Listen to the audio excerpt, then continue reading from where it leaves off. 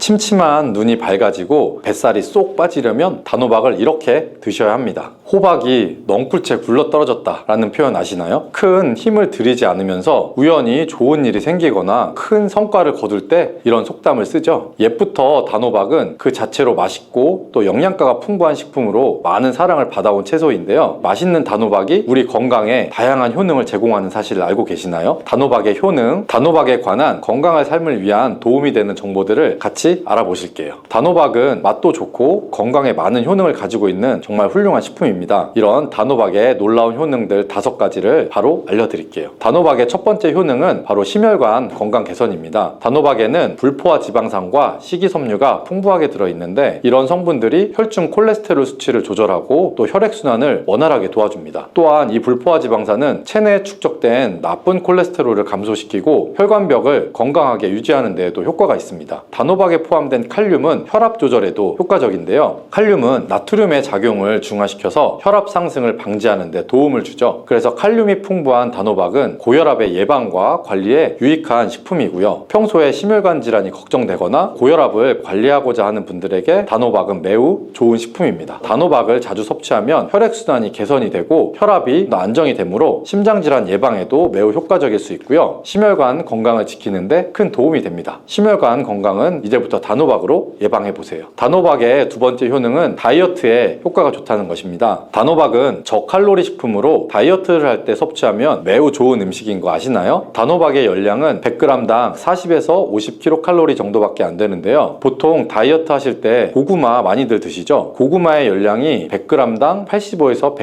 110kcal인데요. 단호박의 칼로리는 고구마의 반도 안 되는 겁니다. 그래서 단호박은 다이어트 할 때 칼로리 걱정 없이 먹을 수가 있습니다. 거기다가 식이섬유도 풍부해서 포만감도 오래 유지시켜주고요. 이런 특징 때문에 간식 대신 단호박을 드시면 과식을 방지할 수가 있고 체중 조절에도 효과적입니다. 또한 단호박의 식이섬유는 소화가 잘 되지 않아서 장에서 천천히 흡수되기 때문에 혈당 조절에도 유익한데요. 급격한 혈당 상승을 막아줘서 다이어트 중에도 혈당이 급격히 또 떨어지지 않게 도와줄 수가 있고요. 그리고 다이어트 중에 발생할 수 있는 변비를 예방할 수 있기 때문에 체중 감량을 도울 뿐만 아니라 장 건강도 함께 챙길 수가 있습니다. 다이어트 중이라면 단호박을 간식이나 식사 대용으로 활용해보세요. 맛도 좋고 영양도 풍부한 최고의 다이어트 식품입니다. 단호박의 세 번째 효능은 바로 눈 건강에 도움이 된다는 점입니다. 단호박에는 당근과 마찬가지로 비타민 A와 베타카로틴이 풍부하게 들어있는데요. 두 성분은 우리 눈의 건강을 지키는데 아주 중요한 역할을 합니다. 비타민 A는 눈의 망막을 건강하게 유지하는 데 도움을 주고 시력 저하를 예방하는 데 효과적이죠. 특히 야맹증 예방에 도움을 주고요. 그리고 베타카로틴은 강력한 항산화 작용을 해주기 때문에 눈의 피로감을 덜어주고 눈의 노화를 늦추는 데도 도움을 줍니다. 혹시 하루 종일 스마트폰이나 모니터를 자주 보고 있진 않으시나요? 화면을 계속 들여다보는 현대인들에게는 단호박에 들어있는 비타민 A가 특히 중요한 영양소라고 할 수 있습니다. 눈이 피로하거나 건조감을 느끼는 분들에게 단호박은 자연적인 해결책이 될 수가 있고요. 단호박을 섭취하면 눈 건강을 지키고 나이가 들어가면서 생길 수 있는 시력 저하나 노화 방지에도 도움을 줄 수가 있습니다. 단호박은 정말 눈 건강에도 많은 이점이 있는 식품이죠. 단호박의 놀라운 효능 네 번째는 면역력 강화입니다. 단호박에는 비타민C와 아연이 풍부하게 들어있는데요. 비타민C는 면역 세포를 활성화시켜 감염 예방에 큰 도움을 주고 아연은 백혈구의 생성을 돕고 체내에서 염증 반응을 조절하여 면역 체계가 정상적으로 작동할 수 있게 도와줍니다. 이뿐만 아니라 단호박에 들어있는 항산화 물질들은 우리 몸의 세포를 보호하고 염증을 줄여 면역 기능을 더욱 향상시키는 데 도움을 주는데요. 특히 겨울철이나 환절기에 감기나 독감 예방을 위해 면역력 강화를 원하신다면 단호박을 꾸준히 섭취하는 것이 좋은 식습관이 될 수 있습니다. 또 자주 피로감을 느끼거나 감기 등에 쉽게 걸리는 분들에게 단호박은 아주 좋은 식품이라는 것을 알고 계시면 도움이 될 거예요. 단호박의 효능 다섯 번째는 부종과 붓기를 개선하는 데 도움을 주는 겁니다. 붓기에 호박이 좋다는 거 모르시는 분 없으시죠? 우리가 수술이나 시술을 받고 얼굴이 붓거나 했을 때 약국에서 단호박즙 같은 거를 파는 거 많이 보셨죠? 이는 단호박에는 칼륨이 풍부한데 칼륨은 체내에 있는 나트륨과 균형을 맞춰주고 몸 안에 불필요한 수분을 배출해주는 역할을 하기 때문입니다. 그래서 부종을 완화하고 몸의 붓기를 개선하는 데 효과적이고요. 특히 평소에 손이나 발, 얼굴 등이 자주 붓는 분들에게 단호박을 섭취하면 체내의 나트륨 농도를 조절해주면서 불필요한 수분이 빠져나가서 붓기가 자연스럽게 완화될 수 있습니다. 이렇게 효능이 많은 단호박을 단호박을 어떻게 섭취하느냐에 따라 그 효과가 달라질 수 있다는 사실 알고 계시나요? 섭취 방법에 따라 효능의 50%만 섭취하게 될 수도 있고 100%로 바뀔 수도 있는데요. 단호박 효능을 100%로 섭취하는 방법을 바로 소개해 드릴게요. 건강을 위해 단호박을 섭취하는 방법 첫 번째는 바로 껍질까지 섭취하는 것입니다. 단호박의 껍질은 과육과 견주어 봐도 손색이 없을 정도의 많은 영양소를 포함하고 있는데요. 단호박의 껍질에는 대부분의 폴리페놀이 함유되어 있어서 드실 때는 꼭 껍질까지 함께 드시는 것이 좋습니다. 단호박 껍질에는 단호박 속 알맹이에 없는 페놀산이 들어있는데요. 페놀산은 노화를 방지하며 혈액순환을 도와서 심혈관 질환 예방에도 효과적이고요. 껍질에 비타민 A와 비타민 C, 항산화 물질들도 포함되어 있기 때문에 피부 건강, 면역력 강화에도 효과적입니다. 그래서 단호박을 섭취할 때는 꼭 껍질까지 함께 먹는 것이 좋고요. 물론 껍질을 먹을 때는 꼭 깨끗하게 세척을 하고 농약이나 불순물이 묻어있지 않은지 잘 확인하고 드시는 것이 중요합니다. 그리고 껍질이 두껍고 질기게 느껴지면 부드럽게 찌거나 껍질째 구워서 섭취해보면 훨씬 편하게 드실 수가 있습니다. 단호박은 버릴 게 하나도 없는 채소인데요. 호박잎도 몸에 매우 유익하다는 거 알고 계시나요? 호박잎은 비타민 A, 비타민 C, 칼슘, 철분이 풍부해서 뼈 건강에 도움이 되고 또한 항산화 성분이 많아서 체내의 염증을 줄이고 소화 기능을 돕는 데에도 효과적인데요. 특히 피로 회복에 좋고 체내 독소를 배출하는 데도 도움을 줍니다. 호박잎은 찜이나 국, 볶음 등으로 다양하게 요리해서 섭취할 수가 있죠. 호박잎을 섭취하는 것도 단호박을 더 효과적으로 활용하는 좋은 방법이니 버리지 말고 같이 드셔보세요. 그리고 단호박을 먹을 때 호박 씨를 빼놓을 수가 없죠. 호박 씨가 수면에 도움을 준다는 것 들어보셨나요? 호박 씨에는 트립토판이라는 성분이 들어있어서 이 성분이 수면 개선에 큰 도움을 줍니다. 트립토판은 세로토닌과 멜라토닌으로 변환이 되는데 이 두 물질은 우리의 수면 리듬을 조절하는데 중요한 역할을 합니다. 그래서 불면증이나 수면의 질이 낮은 분들에게 호박씨는 정말 유용한 식품이고요. 호박씨에는 단백질과 건강한 지방도 풍부해서 혈당 조절에도 도움을 줄 수가 있습니다. 혈당이 급격히 오르거나 내리는 것을 막아주고 당뇨 예방에도 효과적이고요. 그래서 호박씨는 다이어트에도 매우 좋고 식사 후 간식으로 섭취하면 포만감을 오래 유지시킬 수가 있습니다. 이렇게 단호박은 아주 건강에 좋은 식품이지만 섭취 시에 주의할 점이 있는데요. 건강을 지키기 위한 몇 가지 단호박 섭취의 유의사항도 같이 한번 알아볼게요. 첫 번째는 껍질 섭취 시의 소화 문제입니다. 단호박의 껍질은 건강에 많은 효능이 있지만 소화가 어려운 경우도 있을 수 있는데요. 특히 소화 기능이 약한 분들이나 위장이 민감한 분들은 껍질이 소화가 되지 않거나 불편함을 느낄 수가 있습니다. 이런 분들은 단호박 껍질을 제거하고 속만 섭취하는 것이 좋고요. 아니면 껍질을 먹을 때는 반드시 부드럽게 조리하여 섭취해서 소화불량이나 복부의 팽만감을 최대한 피하시는 것이 좋습니다. 그리고 두 번째 유의사항은 알레르기 반응인데요. 단호박은 일반적으로 알레르기 반응을 일으키는 경우가 드물지만 일부 사람들은 호박에 알레르기가 있을 수가 있습니다. 특히 호박이나 호박씨에 민감한 분들은 섭취 후에 발진이나 가려움 등의 증상을 경험할 수가 있는데요. 이런 증상이 나타나면 단호박 섭취를 바로 중지를 하시고 전문의와 상의하는 것이 좋습니다. 이런 알레르기 반응은 개인 체질에 따라 다를 수 있기 때문에 처음 먹을 때는 소량 섭취해서 반응을 확인하는 것이 안전하다는 거 기억해 주시고요. 단호박 섭취에 유의해야 할 사항 세 번째는 신장 질환이 있는 사람의 섭취입니다. 단호박은 칼륨이 풍부한 식품인데요. 신장 기능이 약한 분들은 칼륨의 과다 섭취가 문제가 될 수가 있습니다. 칼륨이 과잉 섭취되면 신장에 부담을 주어서 부종이나 혈압 상승 등의 문제가 발생할 수 있기 때문인데요. 신장 질환이 있으신 분들은 칼륨 섭취를 조절을 해야 되기 때문에 필요할 경우에는 병원에서 의사와 상담하는 것이 좋습니다. 신장에 문제가 있는 분들은 단호박 드실 때에는 본인에 맞는 양을 조절해서 섭취하셔야 하고요. 네 번째, 단호박 섭취 시의 주의사항은 다이어트 시의 과잉 섭취입니다. 아까 말씀해드렸듯이 단호박은 다이어트에 유익한 식품이라고 했죠. 하지만 다이어트에 도움이 되는 단호박도 조리 방법에 따라 칼로리가 달라질 수가 있습니다. 예를 들면 단호박을 버터나 크림 등의 고칼로리 재료와 함께 조리하면 그만큼 칼로리가 높아져서 다이어트에 좋지 않겠죠. 다이어트를 하시는 분들은 단호박을 찌거나 구운 방법으로 조리를 하고 고칼로리 재료를 피하는 것이 건강하고 성공적인 다이어트를 위해서 꼭 필요합니다. 또한 단호박에 포함된 당분은 비교적 낮지만 당뇨가 있는 사람은 과도하게 섭취하지 않도록 주의하셔야 합니다. 마찬가지로 다이어트 중에도 혈당의 급격한 상승을 막기 위해 적당량을 섭취하는 것이 중요합니다.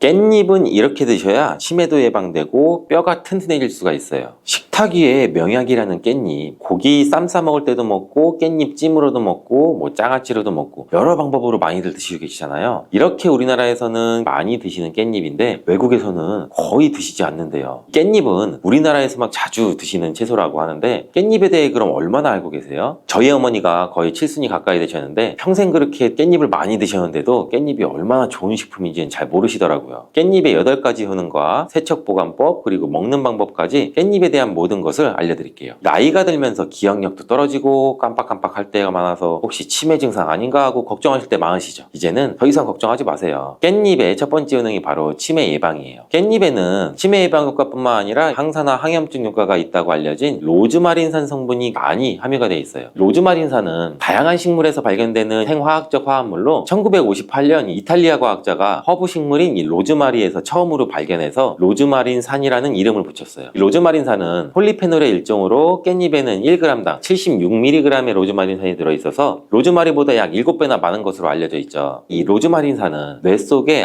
아세틸콜린이라는 성분이 분해되는 걸 막아주는데 아세틸콜린의 역할이 뇌 속에서 뇌신경세포 간의 정보를 전달해서 기억력, 인지 능력을 강화하는 기능을 하죠. 치매 환자는 이 아세틸콜린이 쉽게 분해돼서 치매 증상이 악화되는 경우도 많은데 깻잎 속의 로즈마린산이 이렇게 중요한 아세틸콜린을 보호하는 기능을 한다는 거죠. 또한 깻잎에는 비타민 A랑 C, E 등이 풍부해서 뇌세포의 손상을 막아주고 뇌의 노화를 예방해주는 효과도 있어요. 그리고 깻잎에는 철분도 풍부해서 빈혈 예방 효과도 가지고 있고 뇌의 산소 공급을 더 원활하게 해주기 때문에 다방면으로 뇌의 건강에 도움을 받을 수가 있죠. 그래서 이런 깻잎의 섭취와 함께 부가적으로 치매 예방을 위해서는 규칙적인 운동과 균형 잡힌 식습관, 스트레스 관리 등이 함께 이루어지면 훨씬 더 좋은 효과를 발휘할 수가 있겠죠. 깻잎의 두 번째 효능은 바로 뼈 건강에 도움을 준다는 거예요. 보통 여성의 경우 폐경 이후에 골밀도가 감소해서 골다공증이 오는 확률이 많아지는데 이 골다공증을 예방하기 위해서 우리가 보통 칼슘제를 복용하고 필요한 경우에는 병원에서 처방약을 받아 복용을 하시게 되잖아요. 깻잎에는 이 칼슘이 굉장히 많이 들어있어요. 채소 중에 칼슘의 왕이라는 이 시금치보다도 무려 7배나 더 많이 들어있고 우유보다도 2배나 더 많은 칼슘을 가지고 있죠. 근데 이 칼슘은 몸의 흡수율이 낮기 때문에 칼슘 영양제를 드셔도 효과가 약한 경우도 있어요. 깻잎에 많이 들어있는 성분 중에 하나가 비타민 K예요. 이 비타민 K는 칼슘 대사에 관여하는 오스테오칼신이라는 단백질을 활성화시키는데 이 오스테오칼신은 혈관 속에 있는 칼슘이 뼈로 이동하는 것을 도와주기 때문에 조금 더 직접적으로 골밀도를 높이는 데 도움을 줄 수가 있겠죠. 이렇게 깻잎은 다방면으로 골다공증 예방에 큰 도움을 주는데 놀라운 효능이죠. 깻잎의 세 번째 효능은 바로 항암작용이에요. 깻잎은 강력한 항암작용 효과가 있는데 바로 깻잎에 들어있는 파이토케미컬이라는 성분들 때문이에요. 특히 루테올린, 퀘세틴 같은 성분들은 암세포가 증식하고 전이 되는 걸 억제하고 암세포가 자연스럽게 죽도록 자멸 기전을 유도하는 효과도 있어요. 또 항산화, 항염증 효과도 가지고 있어서 암세포가 발현되는 것을 초기부터 억제하는 효과도 갖고 있고요. 임상 연구에서 특히 이 파이토케미컬은 위암, 유방암 등에서 직접적으로 암세포의 성장과 증식을 억제하는 효과를 보여주었어요. 또 고유감에 있어서도 큰 억제 효과가 있는 것으로 보고가 되었죠. 이렇게 항암작용이 있는 깻잎 꼭 기억하시고 암 예방에도 많은 도움을 받으시길 바라고요. 네 번째 깻잎의 효능은 눈 건강에 도움을 주는 거죠. 깻잎에는 루테인이 풍부하게 들어있어서 루테인은 눈의 망막에 축적이 되는 항산화제로서 자외선에 의해서 발생하는 활성산소를 제거해줘. 그래서 눈의 노화를 예방하고 시력을 유지시키는 데 반드시 필요한 거고 또 루테인은 눈의 황반을 구성하는 성분으로 황반 변성이나 백내장 같은 안구 질환을 예방하는 데도 필수적이죠. 또 이 깻잎에는 루테인 말고도 베타카로틴이 풍부한데 베타카로틴은 비타민 A의 전구체죠. 눈의 점막을 보호하고 야맹증을 예방해주고 항산화 작용과 함께 눈의 피로 해소에도 도움이 되고 이렇게 깻잎이 눈의 노화 방지와 기능 유지에 큰 도움을 준다는 점 꼭 기억하시면 좋겠죠. 다섯 번째 깻잎의 효능은 바로 소화기능 촉진이에요. 깻잎 100g에는 식이섬유가 약 4g이나 들어있는데 이 풍부한 식이섬유는 장 운동을 촉진하고 변비를 예방할 뿐 아니라 소화기능을 돕는 데 큰 역할을 하죠. 또한 깻잎의 이런 효능은 음식물을 빨리빨리 움직이게 해서 장에서 오래 머물지 않게 해요. 음식물이 장에 오래 머물게 되면 들어보신 적이 있을 수도 있는데 담적병이라는 것이 생길 수가 있죠. 담적 독소가 생기면서 전반적인 소화장애나 팽만감, 통증 등이 유발되고 위장관의 순환을 저해하는데 깻잎의 식이섬유들은 이 담적병을 예방하는 데 도움을 줄 수가 있죠. 여섯 번째 깻잎의 효능은 강력한 항균 기능이죠. 여러분 이 깻잎에는 그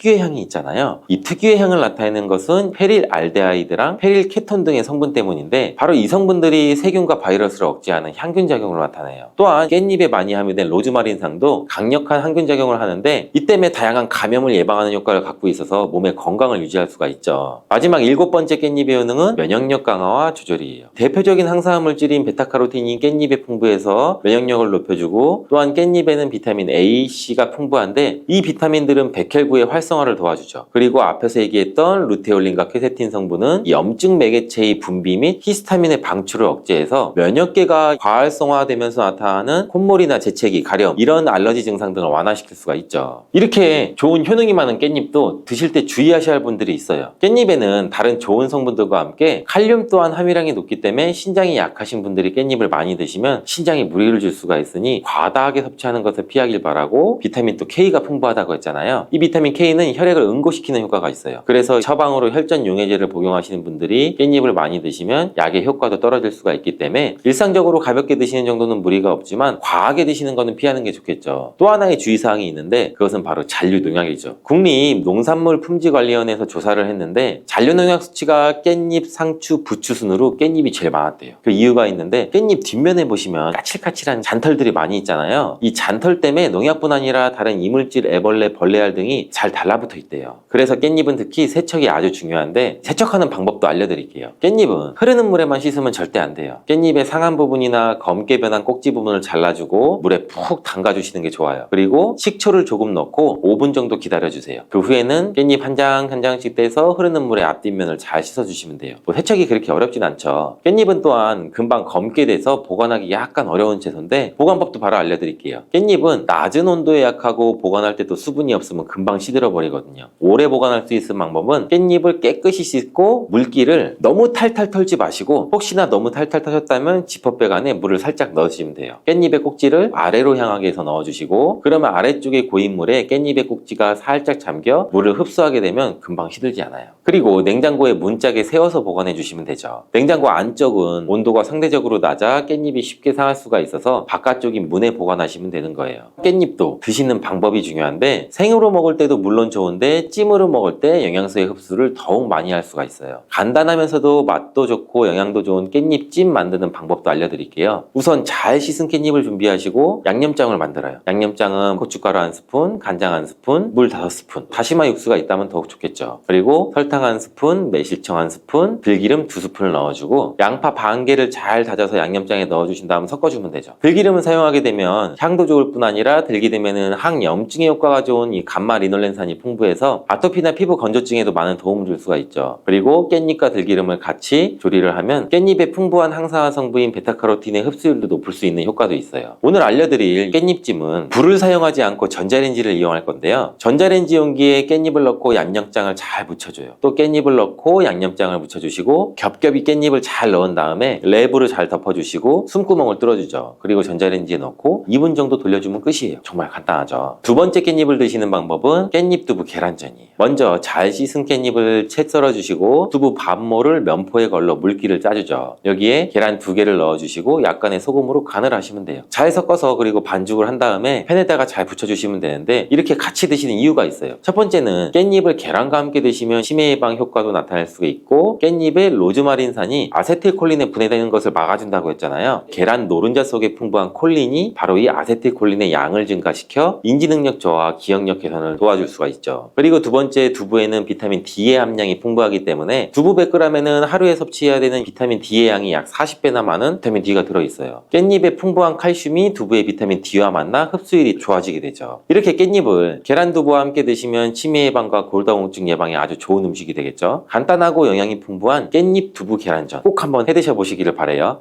들깨를 이렇게 드시면 당뇨와 혈당이 싹 사라지고 치매도 예방할 수 있습니다. 들기름, 들깨하면 무엇이 생각나시나요? 들기름에 북어와 미역을 구수하게 볶아 시원한 북어 미역국을 끓여 먹어도 정말 맛이 있죠? 건강에도 좋다는 이 들기름과 들깨를 잘못 먹으면 암에 걸리고 혈관 건강에도 악영향을 줘서 치매도 유발할 수 있다는 사실 알고 계셨나요? 들깨의 효능과 어떻게 먹을 때 건강을 해쳐서 암에 걸리고 또 치매를 유발하는지, 그리고 어떻게 먹는 것이 건강하게 건강하게 먹는 방법인지, 어떻게 보관하는 것이 가장 좋은 방법인지 들깨에 대한 모든 것을 알려드릴게요. 나이가 들면서 산책하기도 힘들고 관절이 쑤시고 무릎 통증 때문에 힘드시지 않으신가요? 들깨의 첫 번째 효능은 바로 관절염에 좋다는 것입니다. 무릎이나 관절 통증 때문에 병원에서 진통제들 처방받으시잖아요. 이때 처방받는 진통소염제의 역할은 몸속에 프로스타글란딘이라는 물질의 생성을 억제해서 통증을 막아주는 건데요. 들깨 속에는 식물성 오메가3 지방산인 알파리놀렌산이 함유되어 있는데 체내에서 염증을 일으키는 프로스타글란딘의 생성을 억제하는 데 아주 좋은 효능을 발휘합니다. 우리가 오메가3를 먹는 이유 중에 하나도 혈관 건강이나 피를 맑게 해준다 이런 역할도 있지만 몸속에 미세한 염증 등을 잡아주는 역할도 있어서 드시는 분들도 많거든요. 들깨가 바로 이런 염증 유발 물질을 억제해줘서 진통 역할을 한다는 겁니다. 그리고 들깨의 두 번째 효능은 바로 뼈 건강에 도움을 주는 건데요. 들깨는 관절염과 무릎 통증을 완화시켜주는 성분이 들어있을 뿐만 아니라 뼈 건강에도 도움을 주는 식품입니다. 칼슘 함량이 아주 높기 때문인데요. 들깨 100g에는 390mg 정도 되는 칼슘이 함유되어 있어서 뼈 건강에 아주 도움을 줄 수 있는 좋은 식품입니다. 그래서 들깨를 꾸준히 섭취하면 골다공증 예방에도 참 좋고요. 골다공증은 중년 이후에 노화가 진행될 때 영양의 불균형이 생기면서 많이 발생할 수밖에 없는데요. 여성의 경우는 폐경 이후가 되면 골밀도가 많이 떨어지면서 골다공증이 흔하게 발생하게 됩니다. 노인의 골반 골절 같은 경우에는 65세 이상은 30%가 1년 내에 사망할 수 있고 또 80세 이상은 50%가 2개월 내에 사망을 할 수가 있기 때문에 노인이 될수록 뼈에 대한 관리가 매우 중요한데요. 골다공증의 관리는 뼈 건강을 유지하고 골절 위험을 줄이기 위해서 중요합니다. 그렇다면 이 뼈 건강을 위해 들깨를 꾸준히 드셔보시는 게 좋겠죠. 나이가 들면서 깜빡깜빡하는 일이 잦아지고 기억력도 떨어져서 고민되시는 분들 많으실 텐데요. 이제 걱정하지 마세요. 세 번째 들깨의 효능이 바로 뇌 건강, 뇌 신경을 튼튼하게 해주고 기억력을 높여주며 치매를 예방하는 데 도움을 주는 겁니다. 이렇게 좋은 효능이 있는 이유는 아까 말씀드린 들깨에 오메가3가 풍부하게 함유되어 있기 때문입니다. 오메가3는 등푸른 생선에 많이 함유되어 있다고 알고 계시죠? 이것은 동물성 오메가3이고요. 식물성 오메가3인 알파리놀렌산이 들깨에 많이 함유가 되어 있습니다. 들깨에 함유된 지방산 중에서 60%가 바로 알파리놀렌산입니다. 이 알파리놀렌산은 뇌 신경 보호에 아주 탁월한 효과가 있는데요. 어떻게 뇌 신경을 보호하는지 알려드릴게요. 뇌 신경에 염증을 일으켜서 망가뜨리는 사이토카인이라는 물질이 있습니다. 이러한 사이토카인 물질의 분비를 감소시켜 줄 수가 있고요. 또 알츠하이머 치매 환자의 뇌에서 많이 발견되는 비정상적인 단백질인 베타 아밀로이드도 이 바로 알파리놀렌산이 감소시켜 줄 수가 있기 때문입니다. 참치에 많이 들어있다는 DHA 성분 들어보셨죠? DHA가 대표적인 뇌 기능을 강화하는 물질인데요. 이 DHA가 기억력을 높이는 데 도움을 주고 학습 능력 또한 좋게 한다고 많이 알려져 있죠. 이 DHA는 체내에서 합성이 되지가 않기 때문에 우리가 식품으로 꼭 섭취를 해야 합니다. 들깨에 함유된 알파리놀렌산이 몸에 흡수가 될 때 바로 이 DHA로 전환이 되게 되는데요. 어린이 전용 오메가3 같은 경우에도 성인보다는 EPA보다 이 DHA 함유량이 높은 영양제들이 많죠. 들깨가 뇌신경과 뇌 건강에 좋은 이유가 바로 이것입니다. 네 번째 들깨의 효능은 심장을 건강하게 하고 혈관의 노화를 막아주는데 도움을 주는 겁니다. 알파리놀렌산이 체내에 흡수될 때 DHA로 변환된다고 말씀드렸죠. 그뿐 아니라 EPA로도 바로 변환이 되는데요. 이 EPA가 어떤 역할을 하냐 하면 바로 혈소판의 응집을 억제해서 혈관에 혈전이 생기는 것을 방지해주는 효능이 있습니다. 그리고 혈관을 튼튼하게 하는 효능과 혈액의 중성지방 그리고 나쁜 콜레스테롤인 LDL을 낮춰주고 좋은 콜레스테롤인 HDL을 높여주는 역할을 하게 됩니다. 미국의 심장협회에서는 허혈성 뇌졸중, 심장마비로 인한 돌연사, 관상동맥질환 등의 위험을 감소시키기 위해서 매주 1, 2회 이상 오메가3 지방산이 풍부한 등푸른 생선을 섭취하는 것이 도움을 준다고 발표했습니다. 그런데 이 오메가3 지방산의 함량을 살펴보면 100g당 오메가3 지방산의 함량이 연어에는 약 11.5g, 고등어에는 9.9g, 그리고 들깨에는 무려 63.1g이나 함유되어 있습니다. 정말 많이 함유되어 있죠. 들깨에는 연어에 비해서 약 5배 이상의 고함량이 들어있다는 것입니다. 그래서 들깨를 꾸준히 드셔서 혈관도 건강하게 하고 심장 또한 튼튼하게 유지해 보시기 바랍니다. 다섯 번째 들깨의 효능은 바로 변비에 좋다는 건데요. 들깨의 껍질에는 식이섬유가 아주 풍부합니다. 들깨 100g에는 18g 정도로 풍부한 식이섬유가 함유되어 있습니다. 이 식이섬유가 장내에서 수분을 흡수를 하게 되는데요. 수분을 흡수해서 대변을 무르게 만들어주고 장 운동도 촉진을 시켜서 변비를 기름을 예방하는 데 도움을 주는 겁니다. 또한 불포화 지방산이 풍부한데요. 들깨에 함유된 리놀렌산이 대장의 염증을 억제할 수가 있고 변비로 인해서 발생할 수 있는 여러 대장 질환 또한 예방하는 데 도움을 줄 수가 있습니다. 여섯 번째 들깨의 효능은 바로 췌장을 건강하게 하는 데 도움을 준다는 것입니다. 들깨에 풍부하게 함유된 루테올린이라는 성분이 있는데요. 이 성분이 몸 안에서 인슐린에 대한 반응도를 높이는 기능을 하게 됩니다. 이게 어떤 말씀이냐 하면 췌장에서 인슐린을 조금만 분비하게 돼도 몸 안에서 이 인슐린이 작용을 잘 하기 때문에 혈당이 급격히 올라가는 것을 막아줄 수가 있고, 이렇게 되면 췌장에서 인슐린 분비를 줄일 수가 있습니다. 이렇게 췌장의 부담을 많이 덜어줄 수가 있다는 것이고요. 루테올린을 통한 인슐린 반응도가 높아지면 당뇨도 예방할 수가 있고 혈당 조절에도 많은 도움을 받을 수가 있습니다. 일곱 번째 들깨의 효능은 알레르기성 질환을 예방하는 데 도움을 주는 겁니다. 들깨에 오메가3 지방산이 많이 함유되어 있다고 말씀드렸죠. 이 오메가3 지방산이 염증을 억제하고 면역력을 강화시키는 효과가 있어서 알레르기 증상도 예방하고 완화시키는 데 도움을 줄 수가 있습니다. 그리고 또 비타민 E가 풍부하게 함유되어 있는데요. 비타민 E는 항산화 작용이 뛰어나고 알레르기 반응을 일으키는 물질인 히스타민의 분비를 억제하는 효과가 있습니다. 알레르기에 처방받는 항히스타민제와 비슷한 기전이라고도 어찌 보면 볼 수가 있고요. 여덟 번째 들깨의 효능은 빈혈에 좋다는 것입니다. 들깨 100g에는 철분이 약 14mg 정도 함유가 되어 있는데요. 이는 시금치의 약 2배에 해당이 됩니다. 시금치보다도 철분 함량이 높아서 빈혈에 도움을 줄 수 있고, 그뿐 아니라 들깨에 함유된 비타민 B12는 조혈작용을 도와주는데요. 조혈작용이란 혈액 속에 혈구를 만들어내는 과정을 말합니다. 빈혈이 있는 분들이 들깨를 꾸준히 드셔보시면 빈혈을 개선하는 데 많은 도움을 받을 수가 있는 것이고요. 그런데 이렇게 좋은 들깨도 가장 취약한 단점이 바로 하나 있습니다. 그것은 열에 약하고 쉽게 산패가 될 수 있다는 것입니다. 일반적으로 통들깨보다는 들기름으로 많이들 섭취하게 되는데요. 이 들기름을 짤 때 방법이 중요합니다. 보통은 200도 이상으로 들깨를 볶아서 기름을 짜게 되는데요. 이때 몸에 좋은 오메가3 지방산이 대부분 파괴가 됩니다. 그래서 들기름을 드실 때는 저온에서 압착한 기름을 사용하시는 것이 좋습니다. 저온 압착류 또는 생들기름이라고도 하는데요. 이 기름을 요리에 사용할 때도 열에 오랫동안 가열하지 마시고 요리가 끝나갈 무렵에 들기름을 넣어주시거나 먹기 직전에 드레싱을 해서 드시는 것이 좋습니다. 들기름은 또한 산패가 쉽게 될 수 있는데요. 들기름이 만약 산패가 되면 벤조피렌이 생성이 되게 되는데 이것이 바로 1급 발암물질에 해당이 됩니다. 만약 이 산패된 들기름을 지속적으로 드시게 되면 발암물질을 계속 먹게 되는 것이겠죠. 그래서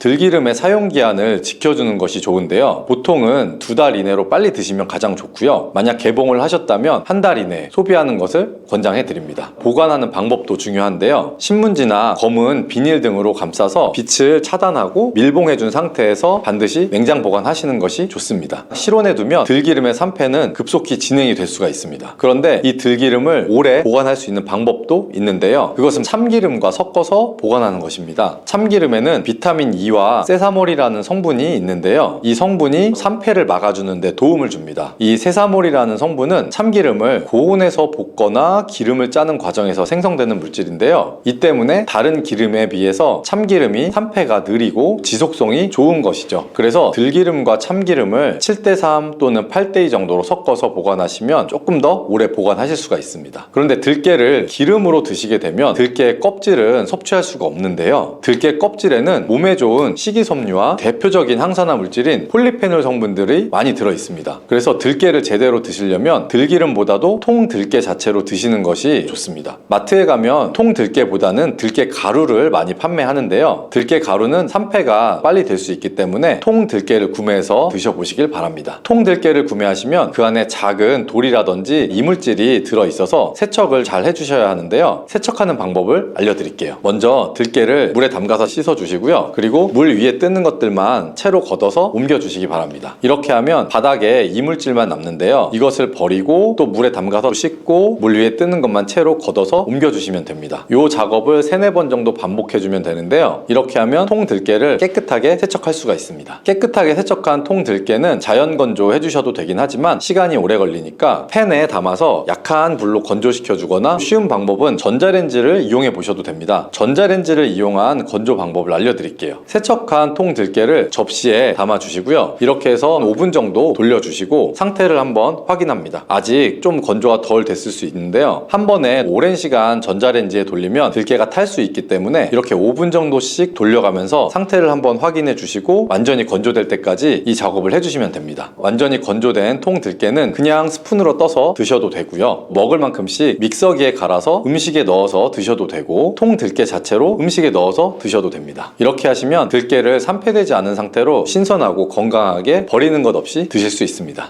팥 이렇게 드시면 당뇨가 사라지고 뱃살이 쏙 빠져요. 팥은 평소에 생각보다 우리가 많이 먹게 되는데 빵에도 들어가고 시루떡, 팥빙수, 팥죽, 붕어빵 등등 많은 음식이 사용되잖아요. 그런데 이런 팥과 함께 드시면 보약과 같은 효과를 만들 수 있는 식품들도 있고 또 잘못 드시면 오히려 건강에 마이너스가 되는 음식도 있어요. 그래서 오늘은 팥의 효능 8가지와 드실 때 주의할 점 그리고 함께 드시면 좋은 음식 4가지에 대해 알려드릴게요. 팥 하면 생각나는 음식이 있으세요? 저는 사람들이 평소에 팥을 안 먹는다고 생각했는데 의외로 팥이 들어간 음식이 많이 있더라고요. 대표적인 음식은 시루떡도 있고 겨울에 간식으로 많이 드시는 붕어빵, 또 제과점에서 사 먹는 빵, 팥빵들도 많이 들어있죠. 또 여름에는 팥빙수도 많이 드시고 겨울에는 팥죽도 드시고. 자, 이런 팥 요리를 집에서 해 먹는 경우도 굉장히 많은데 팥을 집에서 직접 삶을 때 혹시 소다를 넣고 삶으시는 분들 많으시지 않아요? 팥을 삶을 때 소다를 넣게 되면 팥의 색상이 더 선명해지고 팥을 더욱 부드럽게 해줘서 팥을 삶는 데 걸리는 시간을 단축시켜주기 때문인데요. 하지만 앞으로는 절대 소다를 사용하지 마세요. 그 이유는 소다를 넣고 팥을 삶게 되면 팥의 영양소가 파괴돼서 팥의 좋은 성분을 먹을 수 없게 되기 때문인데요. 그래서 어떻게 팥 요리를 하는 게 좋은지 알려드릴게요. 팥을 삶을 때는 먼저 이 흐르는 물에 깨끗이 세척해서 이물질을 제거해주세요. 물에 담가 약 4시간 정도 불려주죠. 그렇게 불린 팥을 물에 넣어서 삶아주면 붉은색의 팥 삶은 물이 생기잖아요. 바로 이 팥을 삶은 물이 건강에 정말 좋아요. 그 이유는 팥에 들어있는 사포닌이라는 성분 때문인데 간혹 팥 삶은 첫물에는 팥에 독소가 있어서 버려야 하신다는 분들이 계신데 이는 잘못된 정보예요. 왜냐하면 팥 삶은 첫물에 사포닌 성분이 가장 많이 들어있기 때문인데 이걸 버리지 마시고 따로 담아두었다가 하루에 한두 잔씩 차려 드시면 좋아요. 자, 그럼 이제 팥의 구체적인 효능에 대해서 말씀드릴 건데 첫 번째는 혈관 건강에 많은 도움이 된다는 거예요. 앞에 말씀드린 팥물은 혈관 청소부라는 별명이 있을 정도로 혈관을 깨끗하게 해주는 효능도 있는데 그 이유는 팥에 함유된 이 강력한 항산화 성분인 안토시아닌이 혈관 내 활성산소를 제거해줘서 혈관세포 손상을 예방해주기 때문이에요. 또한 안토시아닌은 혈관 내 염증을 줄여주고 염증성 질환에도 좋은 효과가 있고 나쁜 콜레스테롤 수치를 줄여주는 효과가 있어서 고지혈증도 예방할 수 있고 심장질환의 위험도 줄이는 데 큰 도움을 줄 수가 있죠. 이뿐 아니라 조선시대 기록에 보면 이 팥물로 세수를 했다는 기록이 있는데 팥물로 세수를 하면 피부에 노폐물을 제거하는 데 좋고 피부를 맑고 건강하게 해준다고 해요. 비누가 없던 시절에 피부 건강을 위해 사용했던 선조들의 지혜가 놀랍지 않아요? 팥의 효과 두 번째는 당뇨병의 개선에 도움을 준다는 거예요. 2014년에 발표된 한 연구에서는 팥을 섭취하는 것이 2형 당뇨병 환자의 혈당 수치와 인슐린 저항성을 개선하는 데 도움이 되는 것으로 보고가 됐죠. 이 연구에서는 4주 동안 매일 팥을 섭취한 결과 당뇨 환자들의 공복 혈당 수치가 무려 평균 19.5% 감소했고 인슐린 저항성 또한 줄어든 것으로 나타나서 당뇨가 있거나 당뇨 예방이 필요하신 분들은 꼭 팥을 꾸준히 드셔보시기를 권해요. 세 번째 팥의 효능은 몸의 부종을 제거하고 다이어트에 도움을 주는 거예요. TV에서 연예인들이 이 팥으로 다이어트를 해서 효과를 봤다고 했던 적도 있었고 한의학 책 중에 본초 강목에 보면 팥을 오랫동안 먹으면 여위고 마르기 때문에 살찐 사람이 먹는 것이 좋다 이런 내용이 나와요. 그래서 한의원에서 다이어트 처방을 할 때도 이 팥을 쓰는 경우가 많이 있다고 해요. 그 이유는 바로 팥에 들어있는 칼륨 때문인데 팥에는 쌀의 10배 이상, 바나나의 약 4배 이상의 칼륨이 들어있어요. 이 칼륨이 몸 안에 나트륨 배출을 도와서 당뇨 환자의 신장 부담을 줄여주고 혈압 상승을 억제해주는 효능도 있고 또한 이뇨작용이 있어서 이를 통해 부종을 줄여줄 수가 있죠. 그래서 우리가 보통 물살이라고 부르는 잘 부으면서 살이 잘 찌는 분들은 다이어트에 이 팥을 이용하시면 효과를 볼 수가 있죠. 그래서 그에 대한 연구 결과도 있는데 실험쥐에 팥 추출물을 먹였더니 근육 손실 없이 체지방 함량이 30% 이상 줄었고 몸무게도 37%나 감소했다고 해요. 사람과 똑같을 수 없지만 분명히 팥이 체중 감량에 도움이 된다는 결과라고 볼 수가 있죠. 네 번째 팥의 효능은 변비를 개선하는 데 도움을 주는 건데 팥에는 사포닌뿐 아니라 많은 식이섬유가 들어있기 때문인데요. 사과에 비해 약 10배나 많은 식이섬유가 들어있어요. 그래서 팥을 섭취하게 되면 이 식이섬유가 장 운동을 활발히 하고 대변을 부드럽게 만들어 배변을 원활하게 해줄 수 있고요. 또한 이 식이섬유는 장에 있는 유익균들에게 풍부한 먹이를 제공해주기 때문에 장내 유익균의 증식에도 직접적으로 효과를 줘요. 이를 통해서 장의 전반적인 환경을 좋게 바꿔줄 수가 있고 이것은 몸의 면역력 향상과도 연결되기 때문에 우리가 프로바이오틱 프로바이오틱스를 복용할 때도 팥을 함께 드셔보시면 그 효과가 커지는 것을 느끼실 수가 있죠. 다섯 번째 팥의 효능은 탈모 예방에 도움을 준다는 거죠. 나이가 들면서 머리숱이 점점 없어져 고민하시는 분들 정말 많은데 팥과 함께 천연 탈모약이라고 불리는 수수를 함께 드신다면 탈모 예방에 큰 도움을 받을 수가 있어요. 그 이유는 바로 팥과 수수에 들어있는 이 비오틴이라는 성분 때문인데, 이 비오틴은 모발이 모공에서 자라는 단계부터 필요한 영양소고 손상된 머릿결이 재생되는 데까지 관여하는 정말 중요한 성분이죠. 건강한 머릿결을 만드는 데는 꼭 필요한 성분이라고 할 수 있죠. 비오틴이 몸속에서 부족한 현상이 나타나게 되면 머리카락이 얇아지고 많이 빠지고 또 두피가 건조해지고 가려움증이 생기면서 탈모를 가속화할 수 있죠. 그런데 팥에는 비오틴뿐 아니라 모발 성장에 도움이 되는 아미노산이 풍부하고 수수에는 미네랄 성분이 풍부해서 머리카락을 건강하게 유지하는 데 직접적으로 도움을 주게 되고, 또한 팥과 수수에 함유된 항산화 물질들이 머릿결을 상하게 하는 자유라디칼 성분을 중화해줘서 머리카락 건강에 큰 도움을 주는 거죠. 여섯 번째 팥의 현상은 쌀을 주식으로 하는 우리나라 사람에게 꼭 필요한 탄수화물 소화를 돕는다는 거예요. 이는 이 팥에 함유되어 있는 이 비타민 B의 역할 때문인데, 비타민 B는 탄수화물, 단백질, 지방을 에너지로 변환시켜서 우리 몸에 충전해주는 역할을 해요. 또한 이 신경 전달 물질인 뉴로트랜스미터의 합성에 관여해 뇌신경을 건강하게 하는 데도 도움을 줘요. 팥을 잘 섭취하면 뇌를 건강하게 해줘서 치매 예방에도 도움이 되는 거죠. 앞에서 팥과 함께 드시면 좋은 음식 수수가 나왔는데 하나 더 말씀드릴게요. 바로 호박이에요. 호박은 기본적으로 여러 영양 성분이 풍부한데 호박에는 비타민 B가 부족해서 호박과 팥을 함께 드시면 서로의 부족한 부분을 채워줄 수가 있죠. 또한 이 호박에도 소화 기능을 개선해주는 기능이 있어서 팥과 함께 드시면 이 시너지 효과가 있고, 그리고 팥처럼 이 호박에도 이뇨작용이 있는데 팥과 호박의 이뇨작용 과정이 약간 달라요. 팥은 몸속의 부종, 노폐물과 독소를 빨아들여서 배출하는 이뇨작용을 하는 거고, 호박은 신장에서 만들어지는 호르몬의 분비를 억제해서 이뇨작용을 촉진하게 되는데, 이렇게 되면 신장에 과다하게 축적되는 수분을 배출하는 역할을 해줄 수가 있어서 더 도움이 될 수가 있죠. 일곱 번째 팥의 효능은 빈혈을 개선하는 데 도움을 준다는 거예요. 보통 우리 몸에 철분이 부족해지면 빈혈 증상이 나타나죠. 빈혈로 인해 어지러움, 두통, 체력 저하 등의 증상이 나타나게 되는데, 팥에는 앞에서 얘기한 단백질, 식이섬유, 칼륨, 비오틴 뿐만 아니라 칼슘과 철분 또한 풍부해요. 팥에 함유된 철분의 함량이 우유의 약 100배나 된다는 사실 혹시 알고 계세요? 그래서 팥을 드시면 철분 부족으로 인한 빈혈을 개선하는 데 도움을 주기 때문에 빈혈이 있으신 분들은 꼭 기억하시는 게 좋겠죠. 여덟 번째 팥의 효능은 스트레스를 줄여주는 데 도움을 준다는 거예요. 팥에 함유된 비타민 B가 신경계를 안정화시켜주는 효과가 있어서 스트레스로 오는 증상을 줄여줄 수가 있고, 또 팥에는 마그네슘의 함량도 높은데 마그네슘 또한 신체의 스트레스 반응을 조절하는 데 중요한 역할을 해요. 팥 속에 들어있는 마그네슘을 통해서 스트레스로부터 몸이 회복되는 데 도움을 받을 수가 있죠. 그리고 팥에는 복합 탄수화물도 풍부한데, 복합 탄수화물은 천천히 소화돼서 급격한 혈당 상승을 방지하고 일정한 에너지 공급을 유지하는 데 도움이 되죠. 이는 스트레스 상황에서도 안정적인 에너지 공급을 유지할 수 있게 해줘 스트레스를 관리하는 데 큰 도움이 될 수가 있죠. 이렇게 좋은 팥도 드실 때 주의사항이 있는데, 과하게 많이 드시면 이뇨작용 때문에 몸에 무리를 줄 수가 있어요. 이를 방지할 수 있는 방법이 있어요. 바로 찹쌀과 함께 드시는 거죠. 팥죽을 끓일 때 찹쌀을 넣어서 함께 죽을 만드는 경우도 있고, 쫄깃한 찹쌀로 경단, 새알을 만들어 넣어 먹는 경우도 있잖아요. 선조들의 지혜가 정말 놀라운데, 이렇게 찹쌀과 팥을 함께 드시면 팥 때문에 몸 안에 수분이 과하게 빠져나가는 것을 찹쌀이 막아줘서 문제가 생기지 않게 해주는 방법이에요. 그리고 다른 주의사항은 팥의 찬 성질인데, 그래서 장이 좋지 않은 분들이 팥물을 많이 드시게 되면 소화불량, 복부팽만, 통증 등을 일으킬 수 있으니 주의해서 조금씩 드셔보시는 게 좋고, 만약에 이런 점이 불편한 경우에는 생강과 함께 드시면 그 불편함을 또 줄일 수가 있어요. 생강의 따뜻한 기운이 팥의 차가운 기운을 중화시켜줘서 장에 무리를 덜 주게 되고, 팥에는 항암 효과가 뛰어난 안토시아닌이 풍부한데, 생강에도 생강의 매운맛을 내는 진저롤 성분과 쇼가올 성분이 몸속의 발암물질을 제거해주는 효과가 있어서 함께 드시면 상승 효과를 볼 수도 있겠죠. 그리고 이때 생강을 쪄서 말려서 드시면 이런 효과가 약 10배 정도 증가한다고 하니 꼭 기억하시는 게 좋겠죠.